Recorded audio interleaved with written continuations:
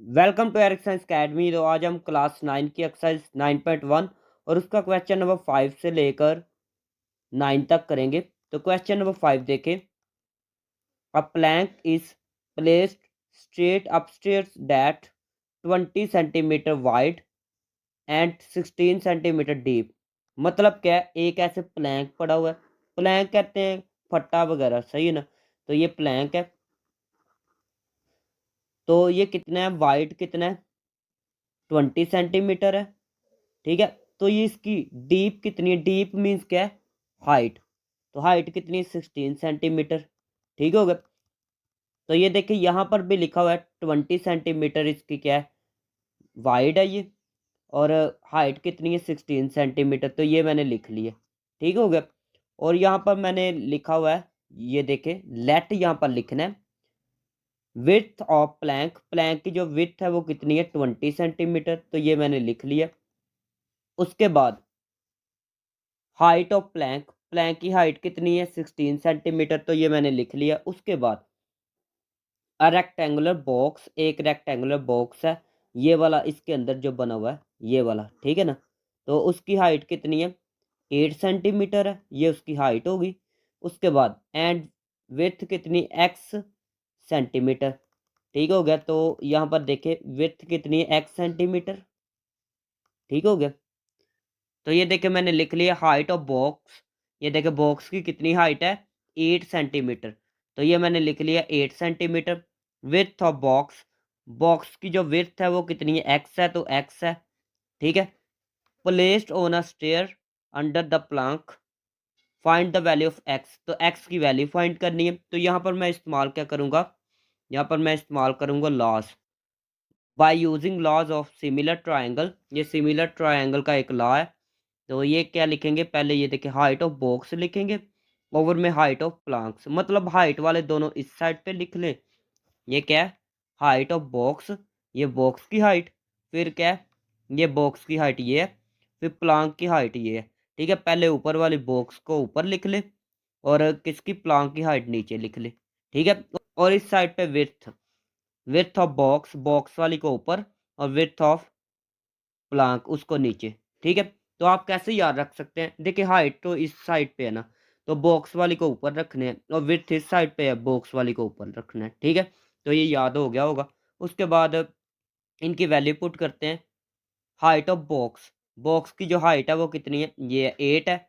उसके बाद height of Planck, Planck की हाइट कितनी है, 16 है। तो यहाँ पर मैं लिखता हूँ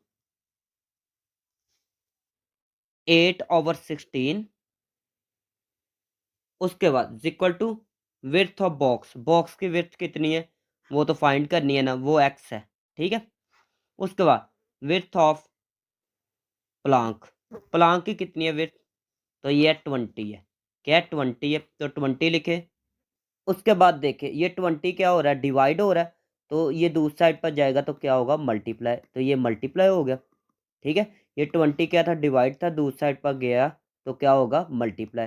ठीक है। तो ये मैंने मल्टीप्लाई कर लिया। उसके बाद क्या करना है, इन दोनों को मल्टीप्लाई करें। 8 को मल्टीप्लाई 20 से करें कैलकुलेटर से, तो ये आएगा 160 डिवाइड 16 इक्वल टू एक्स। अभी इसको इस पे डिवाइड करें कैलकुलेटर पे, तो आंसर आपके पास क्या आएगा, आंसर आएगा 10 centimetre equal to x. Centimetre क्यों लिखा, तो ये भी बात बताता हूँ। पहले एक्स को इस साइड पे लिख ले, 10 सेंटीमीटर इस साइड पे लिख ले। सही है। तो this is the required answer. अभी सेंटीमीटर क्यों लिखा है ये भी बात बताता हूँ। ये देखे जितने भी ये विड्थ दी गई है, हाइट दी गई, वो किस में दिए गए, सेंटीमीटर में। तो इसलिए मैंने लगाया था वहाँ पर सेंटीमीटर। अगर यहाँ पर मीटर लिखा होता तो मैंने वहाँ पर भी मीटर लगाना था, कहाँ पर, एक्स के सामने। ठीक है ना। क्वेश्चन नंबर 6 देखे। A man who is 1.8 metre tall, एक मैन है उसका कद कितना है, 1.8 मीटर है। कास्ट आ शेडो, और उसका शेडो भी है। शेडो कहते हैं साया। तो साया कितना है उसका, 0.76 मीटर इन लेंथ। उसकी लेंथ कितनी है, 0.76 मीटर। तो यहाँ पर मैं लिख रहा हूँ हाइट ऑफ मैन, मैन की हाइट इतनी है, तो ये मैंने यहाँ से देख के लिख लिया। उसके बाद शेडो ऑफ मैन, मैन का शेडो कितना है, इतना 0.76 मीटर। ठीक हो गया, तो मैंने ये लिख लिया। If at the same time a telephone pole, एक टेलीफोन पोल है, सेम टाइम उसी वक्त। टेलीफोन पोल क्या है, जो बड़े बड़े ऐसे खंबे लगाए होते हैं जिनसे सिग्नल वगैरह आते हैं। कास्ट अ 3 मीटर शेडो, तो उसका शेडो कितना है 3 metre. Find the height of the pole, तो फाइंड क्या करना है, पोल की हाइट।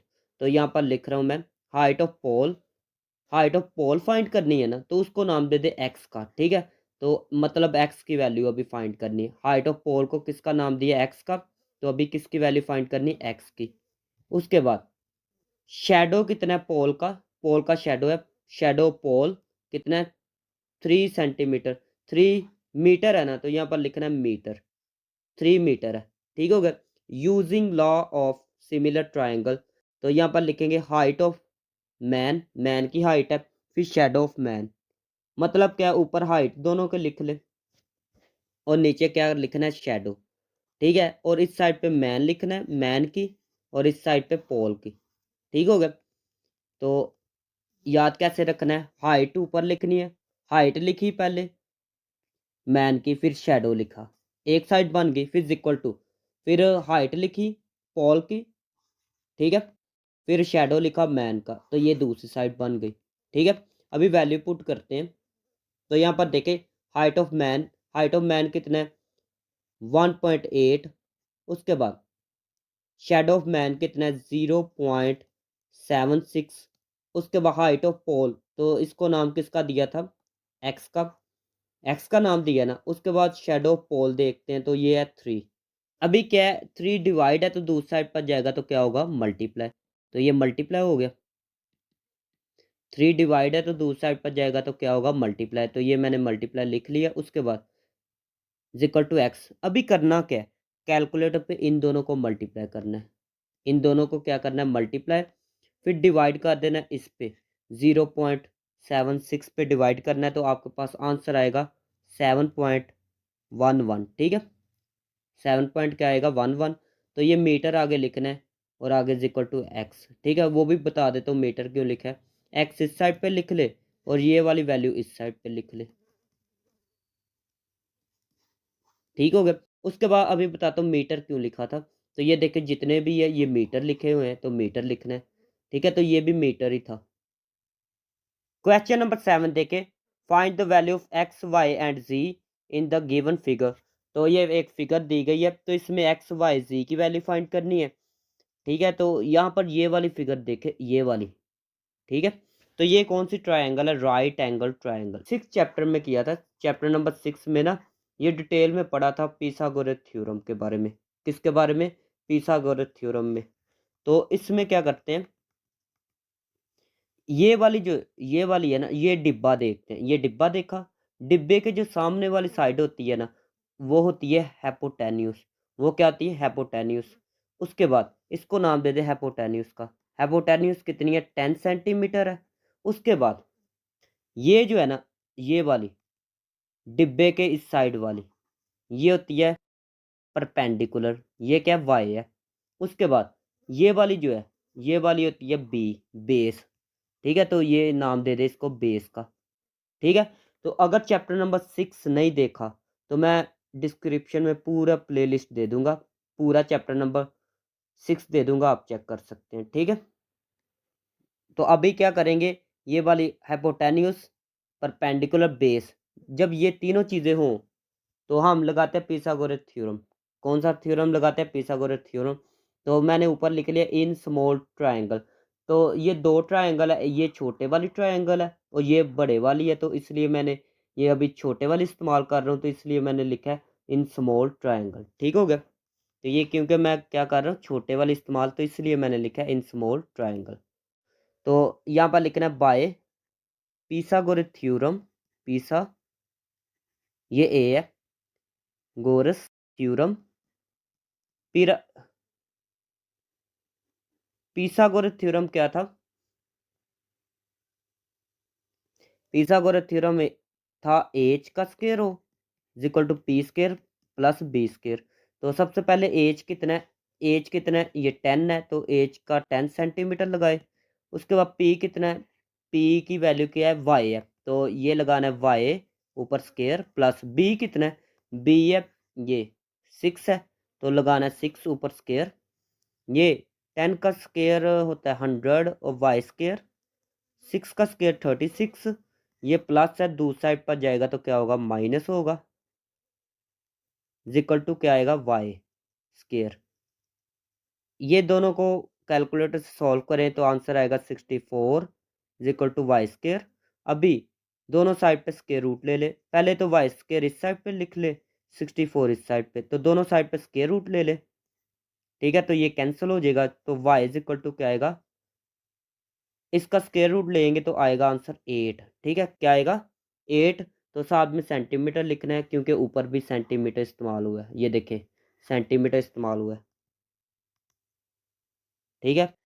तो अभी y का आंसर फाइंड हुआ है, अभी फाइंड करना है x का आंसर और फिर किसका फाइंड करना है आंसर, z का।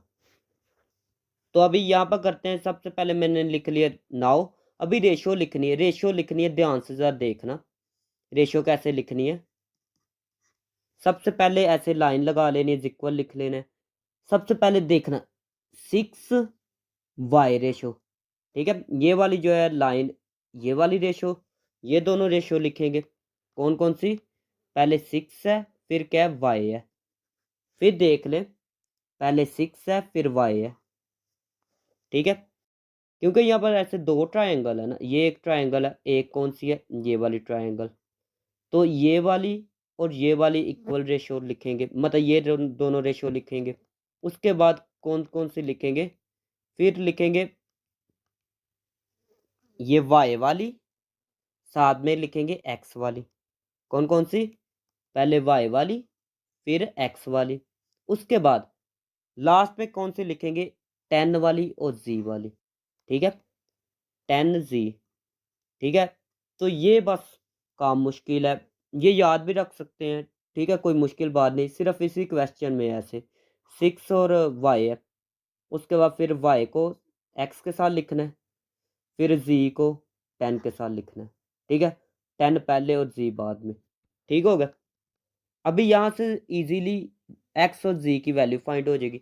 सबसे पहले दरमियान में ऐसे लाइन एक लगा ले, अभी करना क्या है, इन दोनों को इक्वल लिख ले, पहले इन दोनों को मैं लिख लेता हूँ, कौन कौन सी, 6 over y is equal to y over x, यहाँ से भी ऐसे इन दोनों को अभी मैं लिख लेता हूँ, तो क्या क्या लिखनी है, वाई ओवर एक्स 10 ओवर जी।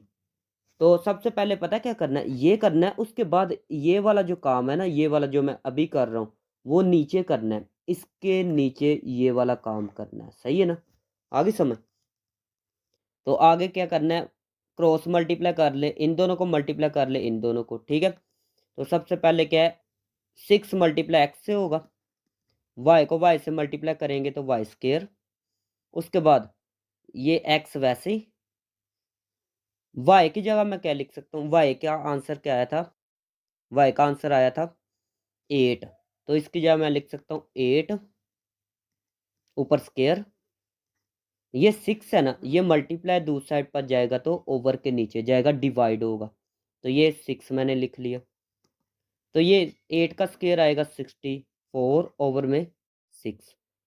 अभी क्या है, कैंसिल भी हो सकता है, 2 के टेप पर कैंसिल होगा, 2 3 जार 6, आगे देखना 2 3 जार 6, 2 2 जार 4, तो ऊपर क्या आएगा 32, नीचे क्या आएगा 3। उसके बाद क्या करना है, अगर ऊपर वाला बड़ा आ जाए नीचे वाला छोटा, तो फिर करना होता है डिवाइड वाला प्रोसेस। तो करना क्या है, यहाँ पर मैं करता हूँ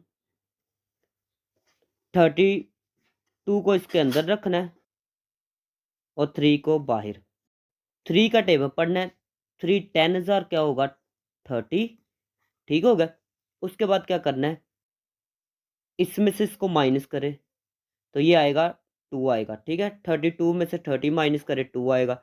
तो अभी लिखना कैसे है, ओवर के नीचे क्या है, ओवर के नीचे 3 है तो ये 3 लिखा जाएगा, ओवर के नीचे क्या है 3 है तो 3 लिखा जाएगा। उसके बाद जो यहाँ पर रिमाइंडर आ गया, जो नीचे आ गया, उसको लिखना है ऊपर, उसको कहाँ पर लिखना है ऊपर, तो जो यहाँ पर आंसर आया वो यहाँ पर लिखना है, क्या लिखना है, यहाँ पर 10 आया तो 10 लिखना है। उसके बाद क्या है, सेंटीमीटर, यहाँ पर देखे वाई के साथ सेंटीमीटर है तो इसके साथ भी सेंटीमीटर लगाएंगे। ठीक हो गया। तो एक आंसर आ चुका है, एक्स का भी आंसर आ चुका है, वाई का भी। अभी करना है फाइंड जी का। अभी देखें यहाँ पर क्या करना है, ये वाली रेशो ये तो लिखी है ना, तो ये वाली दोनों रेशो नहीं लिखनी। हमने कौन कौन सी लेनी है रेशो, ये वाली और ये वाली। ठीक है, ये दोनों लिखनी है, ये मिस्टेक हो गई है। कौन कौन सी रेशो लिखनी थी, एक ये वाली और एक ये वाली। ठीक है, तो ये मैंने लिख ली है। उसके बाद 6 वैसे ही, वाई का आंसर क्या आया था, वाई का ये देख सकते हैं 8 आया था तो 8 लिखे, इक्वल टू 10 जी। उसके बाद क्या करना है, क्रॉस मल्टीप्लाई, ये इससे मल्टीप्लाई ये इससे, तो 6 को मल्टीप्लाई जी से करेंगे तो 6 जी आएगा। 8 को मल्टीप्लाई 10 से कर ले तो 8 मल्टीप्लाई 10। उसके बाद क्या होगा, ये मल्टीप्लाई दूसरी साइड पर जाएगा तो क्या होगा, डिवाइड होगा, तो ये डिवाइड हो गया। उसके बाद क्या करना है, जी 2 के टेप पर ये दोनों कैंसिल हो सकते हैं, 2 3 जार 6, 2 4 जार 8। तो अभी क्या करेंगे, 4 को मल्टीप्लाई 10 से करेंगे तो आएगा 40 ओवर में 3। तो ठीक हो गया। तो अभी करना क्या है, आपने क्या करना है, डिवाइड करना है। ये 40 को इसके अंदर रखें, फिर क्या करना है, ये 3 बाहर। अभी क्या करना है, 3 के टेप पर 3 1 जार 3। ठीक है, तो 1 नीचे आएगा, आगे 10 भी नीचे आ जाएगा, फिर 3 का टेप पड़े तो 3 3 जार होता है 9। ठीक है, नीचे आएगा 1। अभी करना क्या है, लिखना कैसे है, लिखना ऐसे है, नीचे 3 है ना तो यहाँ पर भी ऐसे 3 लिख दे। जो यहाँ पर नीचे आया रिमाइंडर वो ऊपर लिख ले, और जो यहाँ पर ऊपर आंसर आया वो यहाँ पर साइड पे लिखना है। वो कहाँ पर लिखना है, यहाँ पर 13। तो साहब में क्या लिखना है, सेंटीमीटर। तो this is the required answer. Question number 8 देखे, ड्रॉ एन एसोसिएल्स ट्रेपजॉइड। आपने एसोसिएल्स ट्रेपजॉइड ड्रॉ करनी है तो उसको नाम देना है ए बी सी डी का। तो ये मैंने ड्रॉ कर दिया ए बी सी डी। ठीक हो गया। Whose A B and C D parallel, इसका मतलब होता है, इसका मतलब क्या होता है, पैरेलल। तो ए बी और सी डी पैरेलल है, तो ये दोनों ऐसे पैरेलल है, तो ये दोनों पैरेलल है। उसके बाद इसको ऐसे कर ले, मयर ए बी जो है लाइन जो है ग्रेटर है, इस सिंबल का मतलब है ग्रेटर, बड़ी है सी डी से। तो ये भी देख लें, ए बी वाली ये है, सी डी वाली ये है, तो ए बी वाली बड़ी है, सी डी वाली छोटी है, तो ये भी बात सच्ची होगी। ड्रॉ डायगोनल ए सी, आपने ए सी एक डायगोनल ड्रॉ करना है। डायगोनल से मुराद है ए सी को दरमियान से मिला देना है, तो यहाँ पर मिला देते हैं, ये ए सी हो गया, ये एक डायगोनल ड्रॉ कर लिया। उसके बाद बी डी को भी ऐसे मिला दे, तो बी डी को भी मिला दिया, तो ये बी डी को भी मिला लिया। इंटरसेक्टिंग एट ई, जहाँ पर ये दोनों लाइनें मिल रही है ना उसको नाम दे दे ई का। किसका नाम देना, ई का। प्रूव डैट, आपने प्रूव क्या करना है, A B E, A B E prove करना है। ए बी ई जो ट्रायंगल है is similar to triangle C D E, triangle C D के सिमिलर है। ठीक है, तो पहले देखते हैं ए बी ई वाली। तो ये देखे, ये ए बी ई। ठीक है, तो यहाँ पर कौन सी ट्रायंगल बनेगी, मैं रेड मार्कर ले लेता हूँ। तो यहाँ पर ये वाली ट्रायंगल बनेगी, ये वाली। ठीक हो गया। उसके बाद दूसरी कौन सी है, सी डी ई।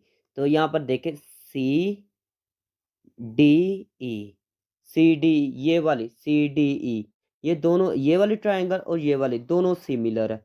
तो सिमिलर ट्रायंगल ये साबित करना है, हमने क्या करना है, साबित। तो ये साबित करने के लिए क्या जरूरी है कि तीनों एंगल, इस ट्रायंगल के 3 एंगल, इस ट्रायंगल के कितने एंगल, 3 एंगल, और फिर इस ट्रायंगल के भी कितने एंगल, 3 एंगल। अगर ये 3 एंगल इसके और इसके दोनों बराबर हो जाते हैं, दोनों इक्वल हो जाते हैं, तो फिर ये ट्रायंगल क्या हो जाएंगी, साबित सिमिलर। ठीक है, तो इसको पहले प्रूव करते हैं। अभी मैंने ना ये वाला सब कुछ लिख लिया, तो ये वाला बाद में पढ़ते हैं। ठीक है, पहले इसको इतना इतना पार्ट इसका करते हैं, फिर बाद में ये पढ़ेंगे। सही है, तो सबसे पहले देखें, ए बी सी डी ये पैरेलल है, तो ये हमने लिख लिया। उसके बाद ए डी बी सी, ये ए डी कहाँ पर है, ए डी और क्या है बी सी, ये दोनों इक्वल है। इज एसोसियल ट्रेपजॉइड, तो ये एसोसियल ट्रेपजॉइड है। उसके बाद ये भी चीज़ बताई गई थी कि ए बी जो है ग्रेटर है सी डी से, तो ये मैंने यहाँ से क्वेश्चन से देख के ये मैंने लिख लिया। उसके बाद ये हमने डायगोनल बनाए थे, ए सी एक डायगोनल बनाया था, बी डी एक डायगोनल बनाया था intersecting at E. We want to prove that, हमने ये प्रूव करना है कि ये वाली दोनों ट्रायंगल सिमिलर है। ठीक है, तो ये मैंने लिख ली है, ये मैंने लिख लिया। ठीक है, ए बी ई थी एक क्या थी C D E. Since A B और सी डी, हमें पता है, ये देखे ये लिखा हुआ था ए बी और सी डी क्या है, पैरेलल लाइन थी ना, मतलब दोनों पैरेलल थी।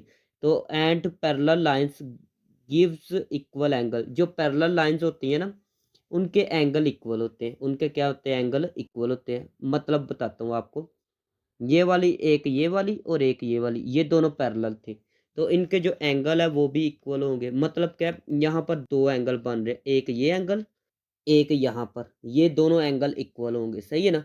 तो यहाँ पर लिखते हैं, लिखने का तरीकाकार क्या है मैं बता देता हूँ। पहले लिखना है ए और जहाँ पर एंगल बन रहा है उसको दरमियान में लाना है, क्या है बी है बी, फिर क्या है ई है तो ई, एक ये एंगल हो गया और बराबर है एंगल सी, जिस पे एंगल बन रहा है उसको दरमियान में लाना है डी ई, सही है। तो क्या लिखना है सी डी ई, तो ये इक्वल हो जाएंगे। ठीक है, एक एंगल प्रूव हो गया। तो यहाँ पर देखते हैं, तो यहाँ पर ये देखे मैंने वो लिख लिया। ठीक है, A B E is equal to है एंगल सी डी ई। ठीक है, तो अगर ऐसे एक लाइन हो, देखे ज़रा ये एक लाइन है, अगर ये वाला एंगल और ये वाला दोनों इक्वल हो, ठीक है ये वाला और ये वाला इक्वल हो, तो इसको कहते हैं अल्टरनेटिव एंगल। क्या कहते हैं अल्टरनेटिव एंगल। ठीक हो गया। उसके बाद दूसरा एंगल देखते हैं। अभी ये वाली ट्रायंगल के लिए एक एंगल ये है और एक ये भी दोनों इक्वल होते हैं। ठीक है, इनको कहते हैं ऑपोजिट एंगल। क्या कहते हैं ऑपोजिट एंगल। तो ये भी एंगल क्या होते हैं इक्वल होते हैं। तो ये कौन कौन से बन सकते हैं देखते हैं। ए, फिर ये वाला ई है ना, ई जो एंगल होता है ना इस ट्रायंगल के लिए देखते हैं, ये दरमियान में ई है, इस ट्रायंगल के लिए देख रहे हैं। तो कौन कौन सा ए जिस पे एंगल होता है वो दरमियान में लिखते हैं। क्या क्या बनेगा ए दरमियान वाला ये है जिस पे एंगल बन रहा है ई, फिर क्या है बी, एक तो ये एंगल बन गया। उसके बाद कौन सा एंगल दूसरा सी ई डी। ठीक है, सी जिस पे एंगल बन रहा है वो दरमियान में ई फिर डी। ठीक है, तो ये भी एंगल इक्वल है। तो ये मैंने लिख लिया है vertical opposite angle are equal, ये ऑपोजिट एंगल इक्वल होते हैं। तो ये मैंने बता दिया था ऊपर, ये वाले एंगल इक्वल है। ठीक है, तो एक और थ्योरम भी है, वो एक थ्योरम क्या है, दो ट्रायंगल है उनके अगर दो दो एंगल भी इक्वल हो जाएं तो फिर भी ट्रायंगल सिमिलर हो जाती हैं। ठीक है, also two pairs of angles are equal, क्योंकि दो पेयर्स ऑफ एंगल इक्वल हो चुके हैं, so triangle are similar, triangle similar बन चुकी है। डैट इज कौन कौन सी ट्रायंगल को साबित करना चाहते थे ये देखे। तो ये वाली इक्वल करना चाहते थे, ए बी ई है, फिर दूसरी कौन सी है ट्रायंगल सी डी ई। तो ये वाली यहाँ पर मैंने लिख ली। ठीक हो गया, ये वाली यहाँ पर मैंने लिख ली है। ठीक है, ये सिमिलर हो चुकी है। ये सिंबल किसका है, ये सिमिलर के लिए लगाते हैं। उसके बाद नाउ रेशो अभी लिखनी है। रेशो कैसे लिखनी है ये देखना ज़रा ध्यान से। तो पहले क्या लिखी है, ऊपर से देखें ए बी और सी डी। तो देखते हैं ए बी और सी डी कैसे लिखी है। ये फिगर को देखना है, ए बी ये वाली और ये वाली को इक्वल लिखना है। ए बी कौन कौन सी ए बी और फिर क्या सी डी। उसके बाद ए ये ई था ना, ए ई लिखना है, ए ई और फिर कौन कौन सी है ये वाली दोनों। ठीक है, ये दोनों क्या है ई सी। तो ये मैंने लिख लिया नीचे, तो देखते हैं। तो ये मैंने लिख लिया, ठीक हो गया। उसके बाद देखे वैल्यू कुछ दी गई है उसमें। तो क्वेश्चन में ये है ए बी की कितनी है 8 है, ए बी की कितनी है 8 है। उसके बाद सी डी की कितनी है 4 है, AE की कितनी है 3 है। तो फाइंड क्या करना है, CE फाइंड करना है। तो ये मैं सब कुछ लिख लेता हूँ, आप देख लेना बुक से। तो यहाँ पर पहले तो AB की कितनी थी 8 थी, CD की कितनी थी 4 थी, और उसके बाद AE की वैल्यू थी 3, और ये वाली फाइंड करनी है तो ये मैं वैसे ही लिख लेता हूँ। उसके बाद क्या करना है, क्रॉस मल्टीप्लाई, ये इससे मल्टीप्लाई, ये इससे मल्टीप्लाई। तो 8 किससे मल्टीप्लाई होगा, मैयर EC से, ठीक है। और इन दोनों को मल्टीप्लाई करे, 3 को मल्टीप्लाई करे 4 के साथ, तो इसका आंसर क्या आएगा, 12 आएगा। अभी ये मल्टीप्लाई दूसरी साइड पर जाएगा तो क्या होगा, डिवाइड। तो 8 दूसरी साइड पर डिवाइड हो गया। अभी करना क्या, कैलकुलेटर उठाना है और इनको लिखना है, डिवाइड करना है। तो आपके पास आंसर क्या आएगा, 1.5 centimetre. This is the required answer. Question number 9 देखे, अ रेगुलर डोडिकागोन है, हैज इट्स साइड लेंथ, उसकी जो साइड लेंथ है डिक्रीज, कम हो रही है बाय फैक्टर इस फैक्टर से, ठीक है, 1/√2 है। तो रेगुलर डोडिकागोन क्या होती है, ऐसी फिगर जिसकी 12 साइड होती है। कितनी साइड्स होती हैं, 12 साइड्स, 12 साइड्स होती हैं इसकी। तो उसके बाद if the perimeter of the original dodecagon, perimeter जो ओरिजिनल डिकागोन का कितना है, डोडिकागोन का इतना, ठीक है, 72 centimetre. What is the side length of scaled dodecagon, तो डोडिकागोन की स्केल्ड साइड लेंथ कितनी होगी। तो सबसे पहले मैंने लिख लिया पेरीमीटर ऑफ ओरिजिनल डोडिकागोन। तो ओरिजिनल यहाँ से, ये यहाँ से पेरीमीटर ऑफ ओरिजिनल डोडिकागोन कितना है, 72, क्या लिखा हुआ है, 72 सेंटीमीटर। तो ये मैंने लिख लिया 72 सेंटीमीटर। वी नो डैट, जैसा कि हम जानते हैं, साइड्स ऑफ डोडिकागोन, जो डोडिकागोन होती है उसकी कितनी साइड होती है, 12। उसके बाद आपने क्या फाइंड करनी थी, साइड लेंथ ऑफ स्केल डोडिकागोन। तो पहले तो स्केल को भूल जाए, साइड लेंथ ऑफ डोडिकागोन पहले ये फाइंड करते हैं। तो यहाँ पर लिखते हैं, तो ये मैंने लिखा है देन साइड, यहाँ पर लिखना है साइड लेंथ, क्या लिखना है, side length, side length of original dodecagon. Original dodecagon की साइड लेंथ कैसे आएगी, आपने ये देखिए पेरीमीटर पढ़ा था ना, पेरीमीटर कितना था, 72। इसको डिवाइड कर दे जो उसकी ओरिजिनल साइड है, कितनी साइड्स हैं उसकी, 12 है, उसको नीचे लिखे, डिवाइड कैलकुलेटर पे करेंगे तो आंसर आएगा 6, ठीक है। तो ये सेंटीमीटर में दिया गया तो मैंने साथ में सेंटीमीटर लिख लिया। उसके बाद आपने क्या फाइंड करना है, side length of scaled dodecagon. तो जब इसकी फाइंड करनी है तो क्या करना है, आपने लिख देना है साइड लेंथ ऑफ स्केल्ड डोडिकागोन, 6 को मल्टीप्लाई करना है। ये देखे 6 है ना, तो ये 6 यहाँ पर जो आंसर आया वो 6 लिखा। उसके बाद मल्टीप्लाई किससे करना है, मल्टीप्लाई जो यहाँ पर ऊपर दिया गया था, ये 1/√2 इससे मल्टीप्लाई कर देना, ठीक है। तो ये मल्टीप्लाई कर लिया। उसके बाद आगे सॉल्व करते हैं। देखिए 6 को 1 से मल्टीप्लाई किया, 6 आएगा, ओवर में क्या है, √2। अभी करना क्या है, रैशनलाइज। रैशनलाइज क्या होता है, ऐसे लाइन लगाए, जो नीचे लिखा हुआ है वो ऊपर भी लिख दे, नीचे भी लिख दे, ठीक हो गया। उसके बाद क्या करना है, उसके बाद करना है 6 को इससे मल्टीप्लाई कर ले, मतलब ये है कि 6 को इसके साथ ऐसे लिख ले, ये दोनों का स्केयर आएगा, तो ये दोनों का स्केयर आ गया, तो ये कैंसिल हो गया। ऊपर आएगा 6 के √2, नीचे आएगा 2। अभी 2 के टेप पर दोनों कैंसिल कर लेते हैं, तो 1 ज़ा 2, 2 3 ज़ा 6। तो यहाँ पर आंसर आएगा 3 के √2, और साथ में लिखना है सेंटीमीटर। तो this is the required answer. ये थी आज की वीडियो। अगर वीडियो अच्छी लगी तो चैनल को सब्सक्राइब करें, वीडियो को लाइक करें। मिलते हैं नेक्स्ट वीडियो में।